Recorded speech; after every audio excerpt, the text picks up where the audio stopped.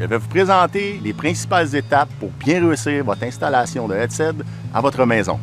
Un truc simple pour savoir si on a un sol qui se draine bien, on utilise la hose à jardin, on creuse un trou, on remplit complètement notre trou. Et si l'eau se draine rapidement dans la première demi-heure, on a un sol idéal pour l'installation des cèdres. Si le lendemain, on a encore une accumulation d'eau, probablement qu'il va être important de faire affaire avec un professionnel pour l'installation adéquate selon votre type de sol. Une fois que vous avez déterminé l'endroit où vous êtes pour faire l'installation, il est important de bien nettoyer l'emplacement, qu'il n'y ait plus de gazon, plus de pierres, excédant de tout débris. Une fois cet endroit bien nettoyé, vous pouvez commencer à faire l'excavation. Il est important au minimum d'avoir un espace de 4 à 6 pouces en largeur et 4 à 6 pouces en profondeur selon la dimension de votre système racinaire pour vous assurer de faire une bonne installation. Une fois la tranchée complétée, il est important d'utiliser un engrais enracineur et ou un compost pour avoir un sol bien fertilisé.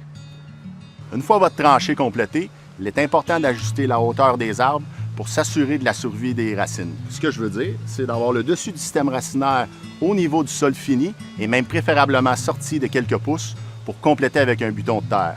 Une fois vos cèdres installés dans la tranchée, c'est rendu l'étape de remblayer votre terre dans l'espace d'excavation et de bien compacter cette terre pour s'assurer d'éviter d'avoir des poches d'air qui pourraient venir assécher votre racine et affecter les cèdres. Pour avoir une installation d'intimité complète, il est important de coller au maximum le feuillage à l'extérieur de la terre, mais faire attention pour garder un minimum d'espace dans le sol pour le développement des nouvelles racines.